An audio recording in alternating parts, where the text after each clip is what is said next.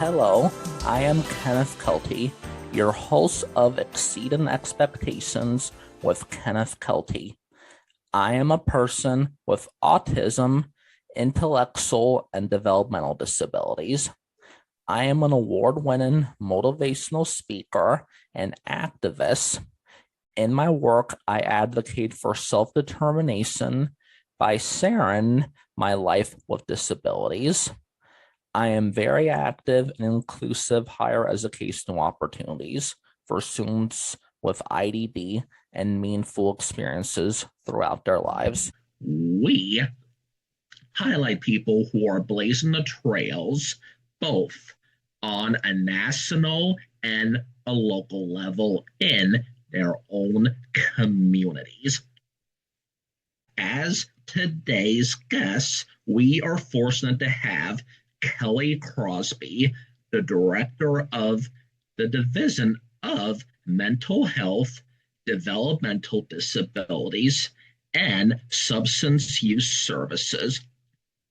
Kelly is a licensed clinical social worker who has supported people with mental illness, substance use disorders, and intellectual developmental disabilities. Her entire adult life, she began volunteering in the community with individuals who have intellectual and developmental disabilities. And she started her career as a mental health clinician, serving children in foster care and juvenile justice settings, as well as adults and children with co-coherent conditions. Kelly has worked for multiple nonprofit organizations that support individuals with intellectual and developmental disabilities in a range of roles. In each setting, her work was dedicated to promoting greater self-determination and equity. She has vast experience in Medicaid administration, including the Innovations Waiver and Tailored Care Management. Thank you, Kelly, for taking the time to join me today. Now, let's get started with some questions for today. Now, Kelly, would you describe your personal connection to the disability community? Hey, Kenneth, thank you. I'm so honored to be here today. It's such a privilege. So thank you for having me. So to describe my personal connection to the disability community, when I introduce myself, and thank you for doing that introduction, I always let people know that I'm a social worker. I've been in this field for 30 years. I'm a mom, because that's really important to me, but I'm a person with lived experience. And often I share my lived experience with my dad and other family members who have serious mental health issues, others in my family with substance use disorders, but I also have members of my family with developmental disabilities. But I would say probably the most profound and formative part of my life where, having an individual with a disability in my life really profoundly affected me was with my aunt.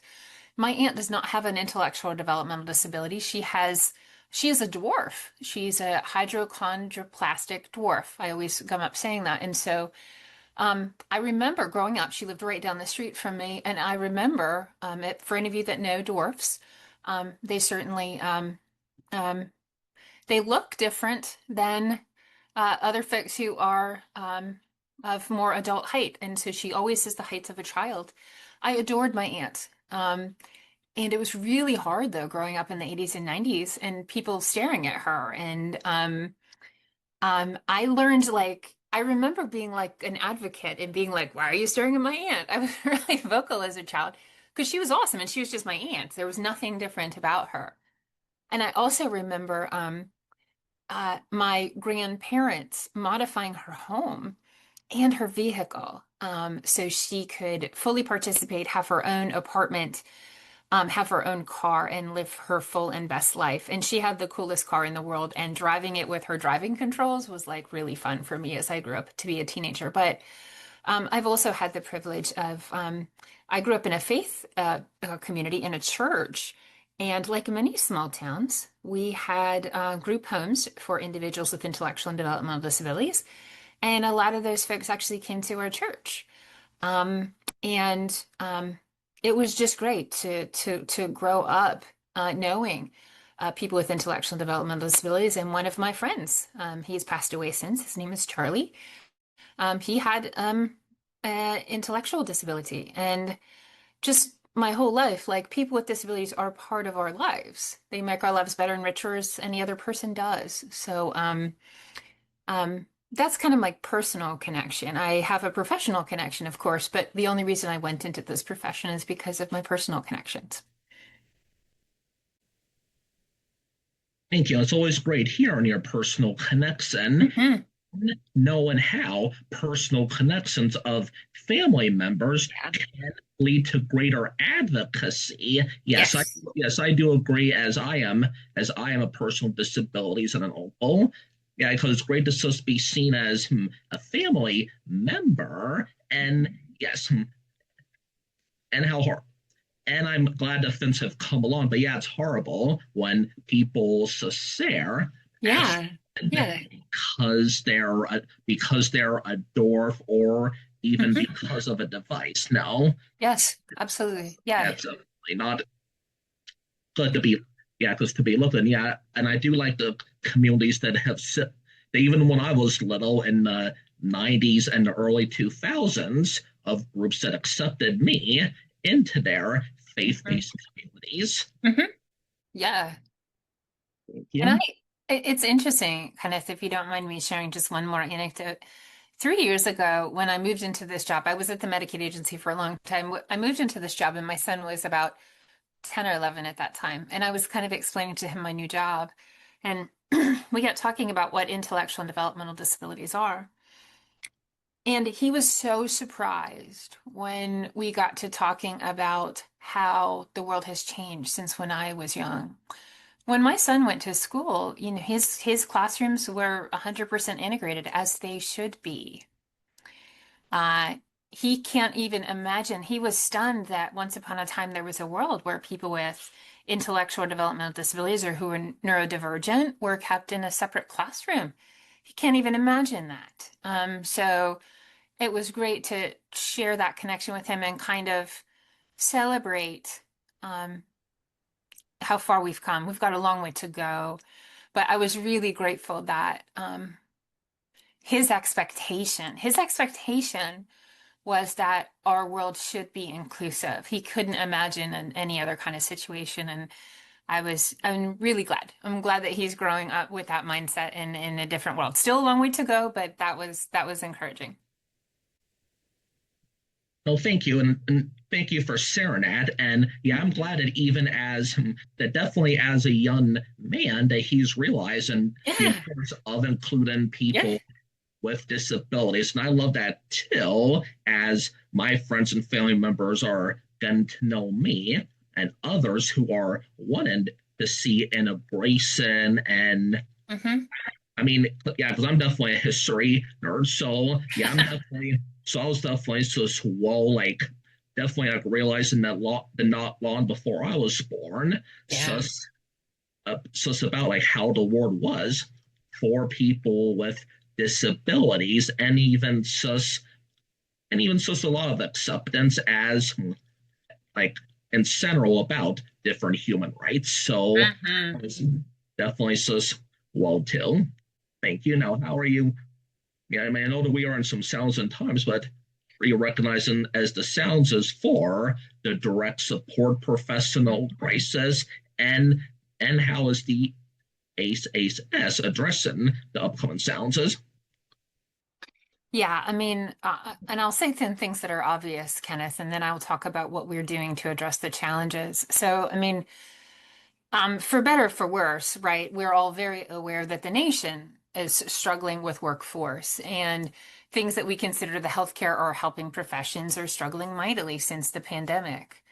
And so we've always had a struggle. Every parent, every person with intellectual developmental disability in North Carolina can tell you that we've always struggled to find enough direct support professionals, people who are willing to make it a career, people who are willing to stay in the field. But now with the workforce crisis across the nation, it's even worse.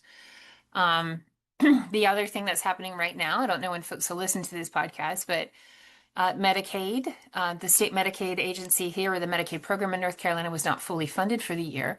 So Medicaid had to cut reimbursement rates, and that directly relates to that ability to hire and maintain a workforce. And so we're really struggling to have folks do incredibly meaningful job, maybe for not a lot of pay. And so individuals who may be very mission focused and want to support people as a direct care worker or direct support worker, just find that even to just support themselves, to support their family, to pay their rent, they've got to find a better paying job. So we have spent a lot of time over the past 2 years actually spending time, not just with families and consumers, but with actual direct support professionals. We've been spending time with them in an advisory capacity to talk with us about the profession, why they're interested, why they're not, why they stay, what factors cause them to want to come into the profession or stay. The single biggest thing truly is salary. But then other factors came in, as well as room for advancement, room to start a career, but then, go up a pay scale and go up a responsibility scale. So the single biggest thing that we're working on at the state always that we're trying to do is to work with the General Assembly and with the disability community to advocate for better rates for direct support professionals. That's the number one thing, right? We just need better pay to be able to recruit and retain folks. But at the same time, we're working on some of the other items that the direct support professional community told us about. So one of the things that they struggle with is just getting the required training they need to provide a service, and then having to get it every time they go to a new employer.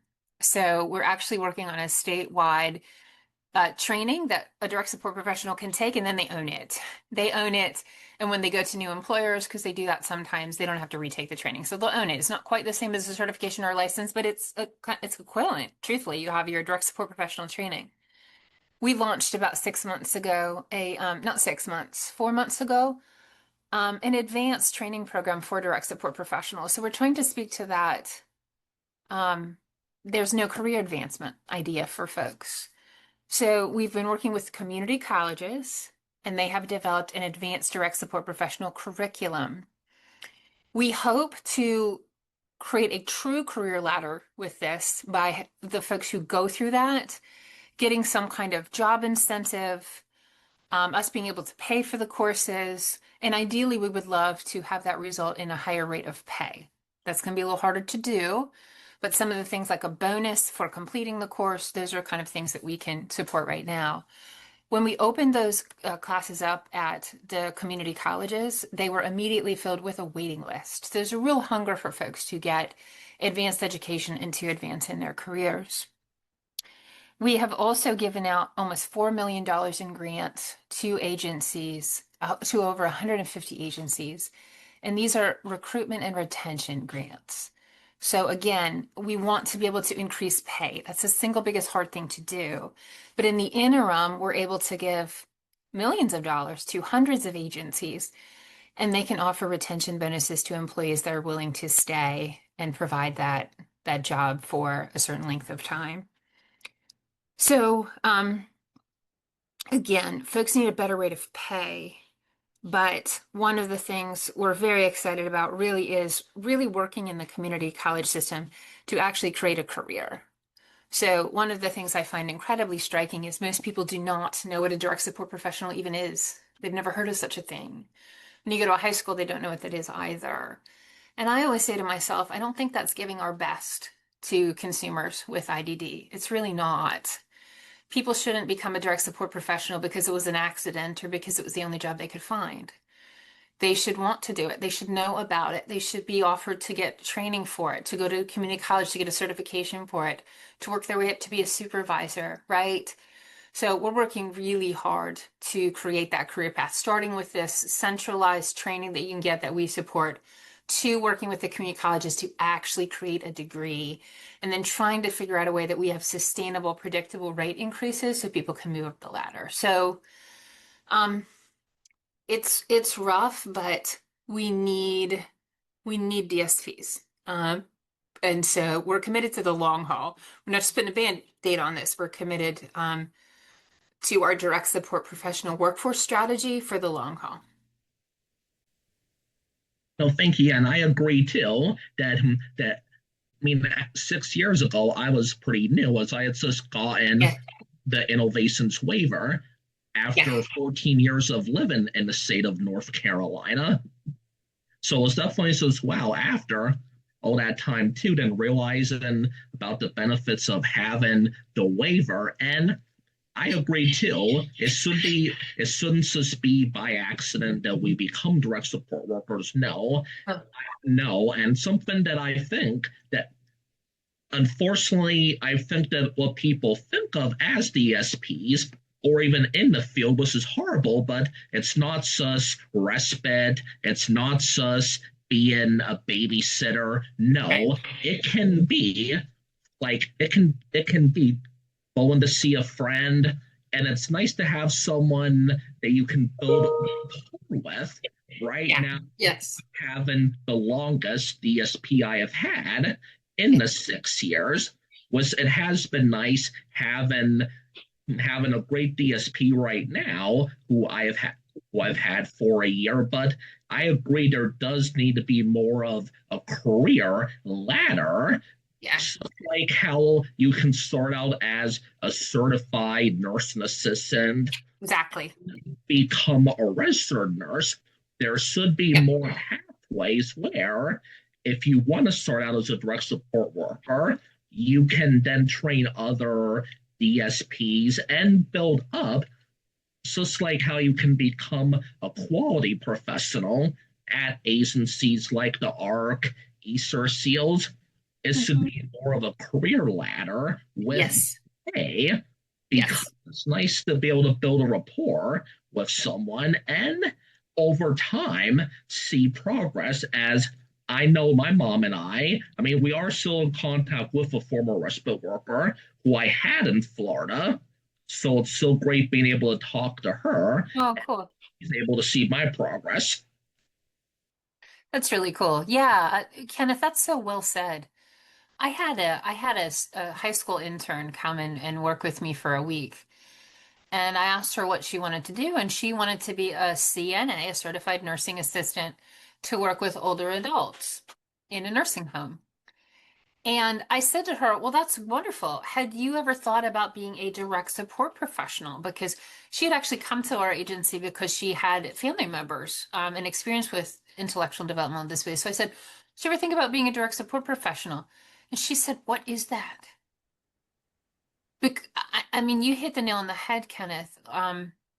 There are entry level healthcare careers that people are very aware of, and they're marketed to kids in high school, right?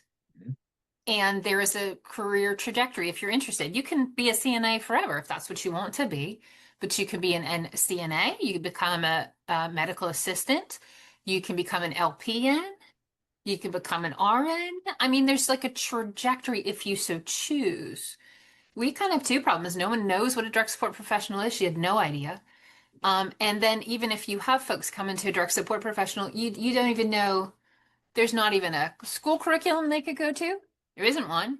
And there's no kind of known, well-stated career trajectory if people are interested in advancing and growing. So those aren't things that the division can solve themselves, right? We provide policies, services, and supports, but that is why we are partnering with community colleges and academic institutions. We need to have that kind of partner. We have a policy and a workforce problem.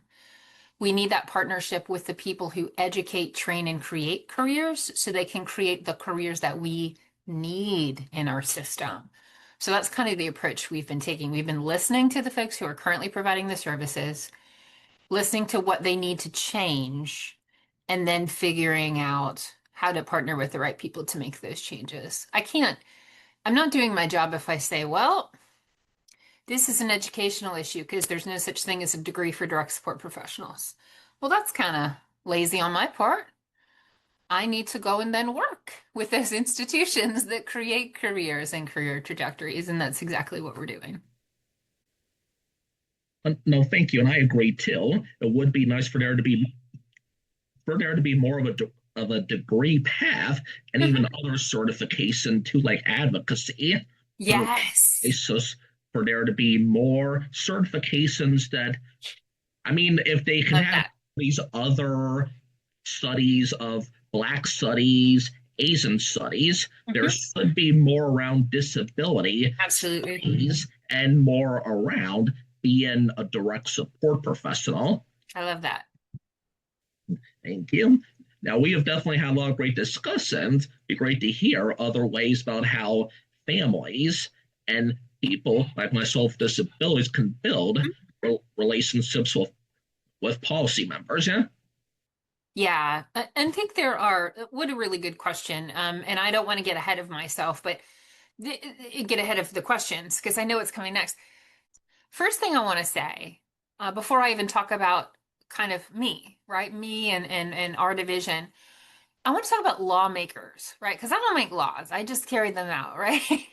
Um, Lawmakers have said to me many a time that they like me, they appreciate what I say, they trust what I say. But the real meaningful conversations that they want to act upon are the information and stories they hear from families and consumers, period. They've been crystal clear about that. Like, I appreciate you sharing this with me, Kelly. I do trust you. I do like you. What are families saying? What are their ideas?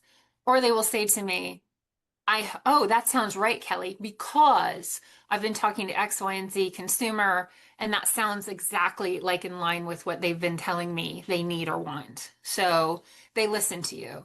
But for us, so it's my job to kind of execute and carry things out and to advocate for good policy and programs at the state.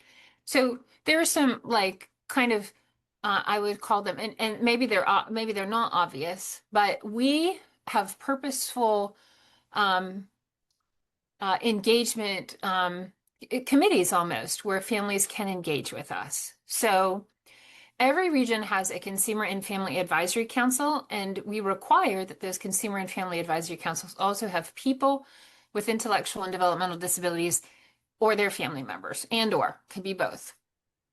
At the state, we also have that at the state level. So we have our state consumer and family advisory council, where we have membership of consumers and families from across the state. They've got to have mental health issues, substance use issues, intellectual and developmental disabilities, or all three, or some of the, and we purposely meet with them every month and they advise us on the system and what it is that we're doing. Those are obvious ways. A lot of people are involved in the North Carolina Council of Developmental Disabilities. I encourage you to be involved in that as well. And then at the state, we often have kind of ad hoc opportunities for folks to be involved. So we have like every month we have a lunch and learn on our Inclusion Connects campaign. So Inclusion Connects is all the things that we're doing to support direct support professionals, services, and housing for people with intellectual and developmental disabilities. So every month we have lunch and learns and meetings. And sometimes we have very specific advisory committees. So we've had workforce advisory committees, um, advisory committees to help us with marketing and outreach material. And so we'll often send out emails to say, hey, we need feedback from you. Please join us. We want you to join us. For example, right now we have our brain injury advisory committee. It's ad hoc, but we send it out to the community all the time. Please come and advise us on brain injury, for example. So there's this kind of like really formal ways to engage, right? There's formal ways to get actively involved in a committee. But I think that there's a lot of informal ways. Lots of families go immediately to the General Assembly. Families reach out to me by email. I'm in the community a lot. I love being in the community. So I always tell people, come, just invite me to your program. It doesn't have to be a program we pay for, by the way. I don't care. Invite me to your program. Invite me to your local community group. I would love to come and I would love to meet you. And if you ever happen to see me at a meeting, don't be shy. come up and chat. I love it. I get to, Kenneth, I feel like I've seen you a couple times recently. I saw you at the governor's celebration of employment for people with intellectual and developmental disabilities. There was another function in Orange County where we were talking about policies with Representative Hawkins.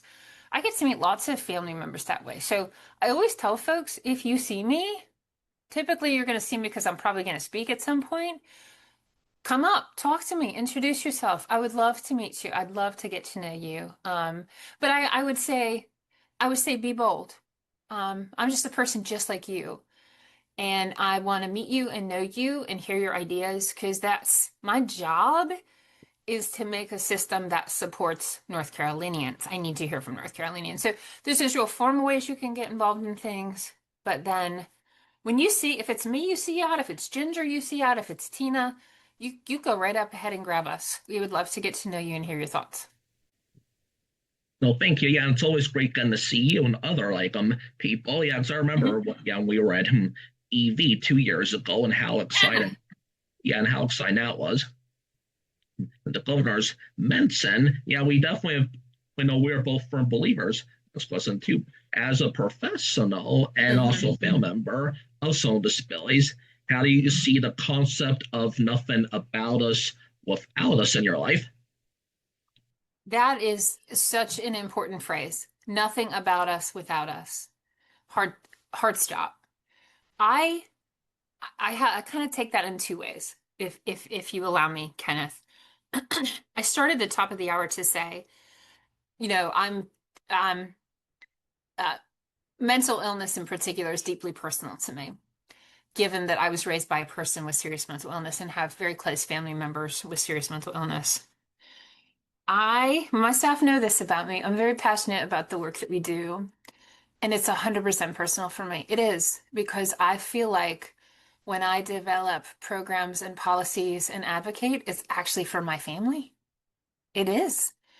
I feel like, I like to think, I could be wrong, I make better decisions because they're actually informed by my lived experience. So that's the first thing I want to say. And that's not to say people can't do a good job without their own lived experience. I'm not saying that at all. I'm merely speaking about myself. My lived experience drives me. And every time I go into a service setting, a policy setting, I cannot separate myself from, I know what this feels like. I can imagine what my dad would experience here. I know this would turn him off. I know it would alienate me as a family member. It's huge, right? I can put myself in the shoes as a person trying to navigate a system or a service and think about how it might work or not. On the flip side, as purely taking my own experience out of it, right? Just take my own experience out of it. I cannot do my job. I cannot do my job unless I listen to consumers and family members. I can't. If I do it, it'll be a shoddy job. I'm just going to be honest with you. We can't build and support anything unless it's the right thing. And the only way we know the right thing is not because some researcher told us the right thing. It's because consumers and family members told us it was the right thing. It is our job to build a system that truly is responsive and meets the needs of consumers and families in North Carolina. So we try our hardest. We are imperfect. We try our hardest to over-communicate. We send out newsletters twice a week with everything that we're doing and ways to contact us. We have a side-by-side webinar every single month where we share information. We offer multiple opportunities for folks to grab us, email us, come to an advisory group, because we shouldn't be doing any policy unless first we stop and listen to families and consumers to identify what the problems are, what they hope could happen, what is a good way of doing things that we should replicate across the state, etc. That's the only way we know we've done a good job, when we actually create a system informed by people with lived experience. There should be nothing about us. I should never create a policy or a program for people with IDD, but that I've met with them first. They've signed off. They think it's a great thing and that it makes sense. Should never, until the people that it's about have determined that it's the right thing. Thank you, and that was definitely well said. Yeah, yes, I definitely agree too. That as a professional and an advocate, that it should be where people with lived experience are listened to. I mean, yeah, research is important, but it should definitely be by the person and family members. Yep. Yeah, yeah, I definitely come from a family of people who taught, yeah, in the school systems, definitely back before IDA was even around. So I come from family of people that taught before then, and also people who were professionals in the human services industry. It's like, well, but yes, it definitely be by hearing from people. And I like how you're in the community and are open to talking because it's important. Yeah, because I like how Representative Hawkins has been open to about being a dad and his experience. Yeah. Yes. Members with disabilities because it's good to know that we are all people and for there to be no hierarchy, which I think is important too, because good to know that all people can be heard and are being listened to, regardless of whether you consider yourself an advocate or not, because everyone needs to be heard and be informed about what is going on. Right. Thank you. Now, I've been excited too. Now, are there any updates on disability policy coming up that you would like to tell us about? Yeah. I don't know if everybody knows that every single quarter we update our innovations waiting list dashboard. So we know how many people are on the innovations waiver. We do share some data about the services and supports they're getting, how long they've been on it, what county they live in, etc. But we're very invested in the 19,000 people on the waiting list.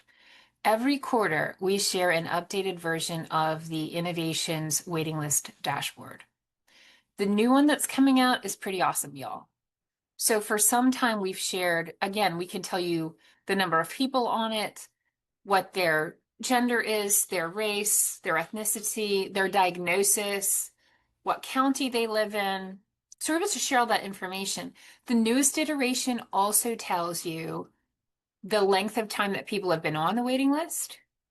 It tells you the number of people that have been on 5 to 10 years, 10 to 15 years, 20 to 25 years, etc. So we're gradually, little by little, learning more and sharing more information about people waiting on the waiting list.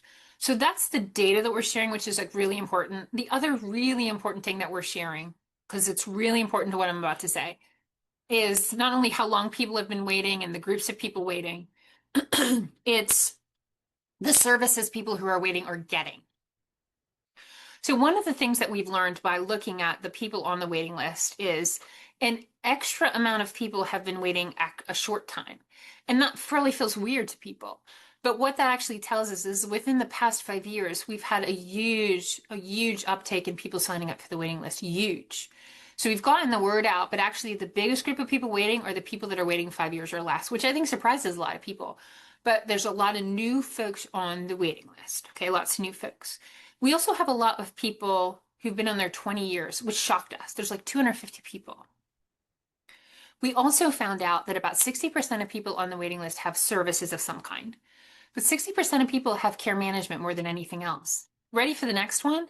About 30% of the waiting list have an eye option service. So a home community-based services like community living supports or respite or supported employment. Why the huge drop-off? So with this data, we have been working very closely with the LMEs, my team, who are awesome. They've been working really closely with the LMEs on a protocol for that waiting list, meaning a protocol by which we are outreaching every person on that list. We are updating all of their information. For those people that have been waiting 20 years, finding out and reaching out to each and every person and finding out, have they really been waiting 20 years? Or is that an error? And if so, how can we get them services as soon as we can? Because it's this weird outlier group. We think there's probably just a lot of people who are on that waiting list that probably need to be, maybe they've moved on or they could be in an ICF and we don't know, right? So, but the other startling thing, right, is I'm glad a lot of people are getting care management. But why are only half of the people getting care management getting a service? That's messed up. So the data's like really revealing all the opportunities on the waiting list, the opportunities to get 100% of people engaged in care management, to get as many people who are interested engaged in 1959 option services. It's more than 30%, I promise you. And to really identify with LMEs a really consistent way of actively doing outreach to folks. We are also exploring how to make sure that people on the waiting list actually get an evaluation so we have a better sense of their needs. Because it's nice that I'm telling you what I do know about them, but we need to know about their needs. So I say that to say, we'll update, we give you updates in Side by Side. We give you updates in Hot Topics. We have our Inclusion Connects weekly or monthly lunch and learns. I encourage you to go to those because there's a lot happening in the IDD space. I know people don't always feel like it because Medicaid's the biggest noise in the room, right? And we're all very worried about rates decreasing and struggling to find direct support professionals. Agreed, 100% agree. At the same time, we can do better with what we have. And that's what we're working on, doing better with what we have. So I'm very excited about that. So those are probably the biggest things I want to tell folks if they're not tuned in. There's a lot of really good stuff happening despite the Medicaid rate cuts. Well, thank you. And yes, that's definitely great to know too. So it's about seeing where people are at who are waiting, because I remember too, man, I am glad I was able to get supported employment even before I got the innovation waiver. But yes, I also think seeing what people really need while they're waiting, so that way when they get the services, they can happen and as much as possible. If evaluations are more than 5 years, making it be where people who are almost at the end of that 5-year period can have an updated evaluation, since time can always change going on. That's right. And yes, it is important just for making sure, and even resource specialists in schools knowing, That's right, knowing about the opportunities for once they exit out of the schools. Yeah. Since it is a much different word. You've definitely shared a lot of great information, but you can share any more, but you can definitely share more resources and that's like how to get involved. Yeah, I think and one of the things, if it's possible, Kenneth, I'll make sure that I maybe we could include, if you put this on YouTube or in your podcast, the ways that people can connect for our hot topics. We've got our email address to sign up for that, but just want folks to be as connected as possible and know how to give us feedback. I promise I'm always open to feedback, and I love just to hear from folks. That's how I do my job best. But also, I want our viewers to know that Kenneth is a rock star. I think they already know that, but I have to say that I'm a big Kenneth Kelty fan, y'all. So but I'm honored to be on your podcast, Kenneth, and I admire that you're doing Exceeding Expectations. I think that's really cool. You're welcome. Thank you, Kelly. I definitely am a big fan of you, and definitely of the work that the councils are doing in the state, so that way we can connect people with resources, and I'll make sure to put them on the pages. Yeah, thank you. Cool. That'd be great. Welcome. Thank you, and keep going above expected of you. Yeah. This is your host from Exceeding Expectations with Kenneth Kelty. Go above expectations.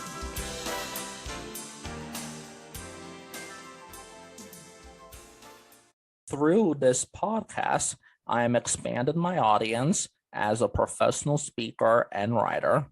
I look forward to more professional speaking and writing books about my story and on disability empowerment. If you want me to come and speak, please send me an email on my page, and you can type my name on YouTube and hear my talks. Because my advocacy and media interests began at Western Carolina University and UNC Chapel Hill, I want to thank both universities for giving me an opportunity to discover my interests.